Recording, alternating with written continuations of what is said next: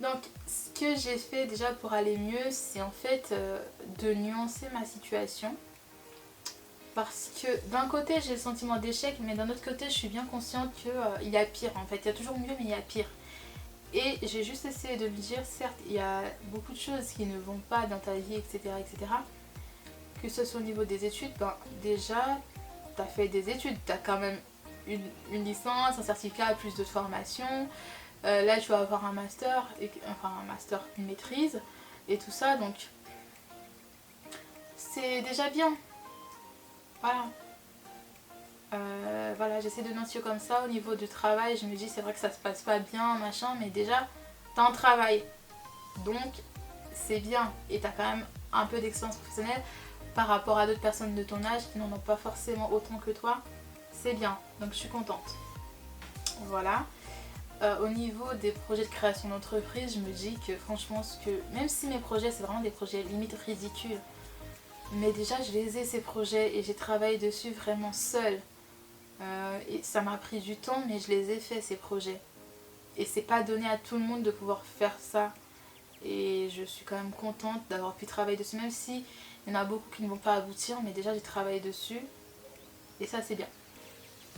Ensuite ma vie personnelle, bon là pour nuancer, j'essaie de me dire que les objectifs que les autres ont atteints, c'est pas forcément des objectifs que j'aurais voulu. Par exemple le fait d'être mariée, d'avoir des enfants, etc. Je sais que c'est pas du tout quelque chose que j'aurais voulu pour moi actuellement. Donc je sais que je ne l'ai pas, je sais que les autres l'ont. Mais même si j'aurais pu l'avoir, je ne l'aurais pas forcément pris parce que je n'en veux pas en fait. Donc c'est ça que j'essaie de me dire, vraiment essayer de nuancer les choses, se dire que ça ne va pas, mais qu'il y a aussi pire, que ça aurait pu être pire. Et surtout qu'il y aura très certainement beaucoup mieux. Donc voilà, j'essaie de nuancer comme ça. Ensuite, je prends des mesures en fait pour que ça aille mieux, tout simplement. Quitte à encore faire des concessions, mais prendre des mesures. Par rapport à mes études, essayer de chercher des plans B. Je me dis là, si je ne trouve pas d'autres masters, déjà je vais du coup passer la matière qui me reste, donc j'aurai dans tous les cas ma maîtrise. Au pire, ça me fera perdre encore une année, comme si j'étais pas assez en retard, mais bon. Voilà, je passerai cette année-là et j'aurai mon master 2. En fait, je me fie juste mon objectif avoir mon master 2 et voilà. J'ai d'autres projets aussi, d'autres concours, enfin des concours, des formations à passer, je ferai d'autres vidéos. Donc en fait, essayer de trouver des choses pour rattraper le coup. Ensuite, par rapport à mes projets de création d'entreprise, je me dis je vais juste essayer de faire de mon mieux. Pour au moins les tester, je sais que ça va pas fonctionner, ça aussi c'est bizarre. J'ai des projets, je sais que ça ne va pas fonctionner parce que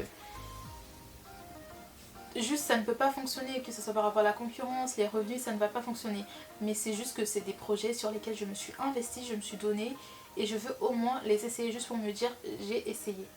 Comme on dit, je sais plus, c'est vaut mieux vivre avec des regrets qu'avec des remords, quelque chose comme ça. Bon, je préfère, tu vois, vous avez compris, au moins essayer, me dire ça n'a pas fonctionné plutôt que de me dire j'aurais pas essayé, pas parce que je ne le voulais pas, mais parce que j'ai eu d'autres obstacles. Ensuite, vie perso. Vie perso, je vois pas trop ce que je pourrais faire. Peut-être m'ouvrir plus aux autres. Penser à mon avenir, à mes projets futurs, etc. Ce genre de choses. Bon, voilà, vie perso, j'ai pas grand chose à faire. Mais du coup, voilà. C'est à peu près les conseils que j'avais déjà trouvé sur internet en fait. C'est ce que je compte, enfin, que j'ai fait et que je compte faire. Sinon, je vais juste essayer rapidement de voir d'autres conseils. Donc, j'ai juste trouvé des conseils sur internet. Je n'ai pas fait de recherche très poussée, c'est vraiment juste des conseils de manière générale.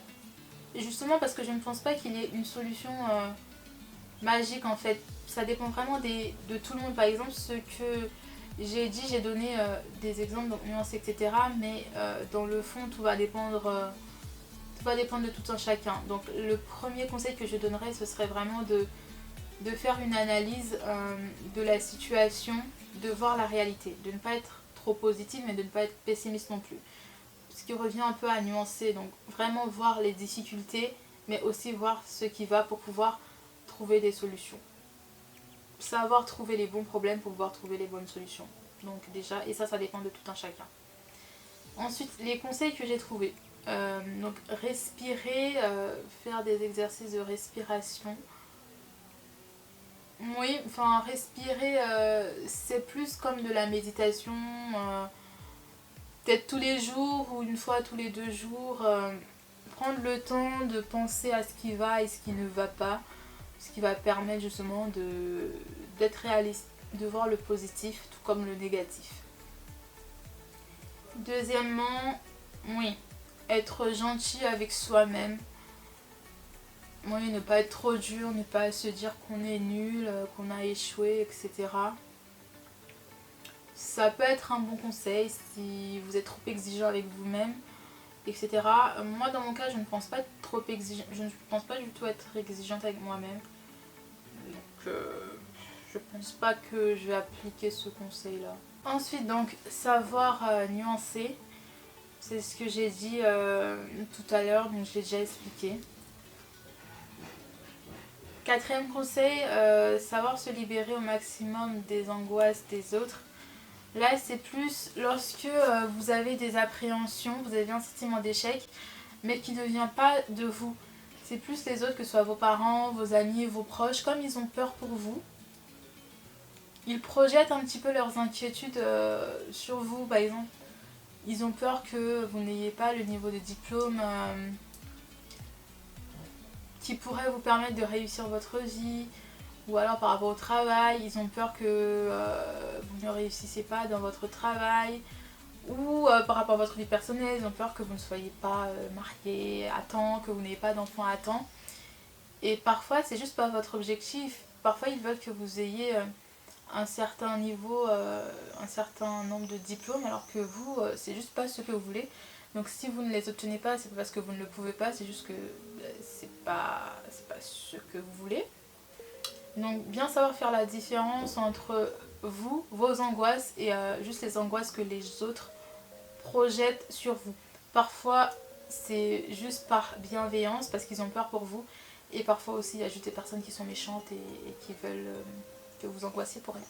Donc faire attention à ça. Donc le 5e conseil rejoint un peu la précédente, c'est juste se construire ses propres croyances. Je pense que c'est dans le sens où il faut se fixer ses propres objectifs de vie, se faire sa propre expérience de la vie et ne pas forcément se fier aux normes sociales, aux objectifs que la société nous donne. Par exemple, à tel âge, il faut avoir atteint tel objectif dans sa vie. 2 ans plus tard, il faut avoir fait ci, fait ça. Si ce n'est pas ce que vous pensez, vous ne pensez pas qu'à tel âge, il faut avoir réussi. Il faut avoir eu tel niveau de diplôme. À tel âge, il faut avoir eu un copain. À tel âge, il faut être marié. À tel âge, il faut avoir un enfant. Si vous ne le pensez pas, ne le faites pas. Juste parce que c'est ce que la société vous dicte. Et ne vous frustrez pas si vous n'avez pas atteint ces objectifs-là, à ces périodes-là, alors que ce n'était pas les vôtres. C'est juste ce que la société vous dit. Je ne sais pas si je suis très claire. Mais fixez-vous vos propres objectifs et respectez-les. Vos propres objectifs et pas ceux que les autres ou la société vous donnent. Ensuite, c'est prendre du temps pour soi. Ça, c'est super important parce que quand ça ne va pas et qu'on n'a pas du temps pour soi, vraiment uniquement pour soi, pour se détendre, pour se vider les esprits, pour s'amuser, que ce soit physiquement ou moralement, vous risquez en fait de tomber dans un cercle vicieux où ça ne va pas et vous n'allez pas prendre le temps pour aller mieux. Et quand vous n'allez pas prendre le temps pour aller mieux, ça ira de plus en plus mal. Et donc c'est important de prendre le temps pour soi. Prendre le temps pour soi, ça peut être de plusieurs manières, que ce soit physiquement, je sais pas, prendre le temps de vous occuper de votre peau, de vos cheveux, de vous acheter des habits, de vous faire belle, ce qui vous fait vous sentir bien. Ou alors faire du sport, écouter de la musique, aller au cinéma, si vous êtes social, voir vos amis, votre famille. prendre le temps pour vous. Ça dépend vraiment des personnes. Ensuite, c'est tout ce qui est plus au niveau de la santé.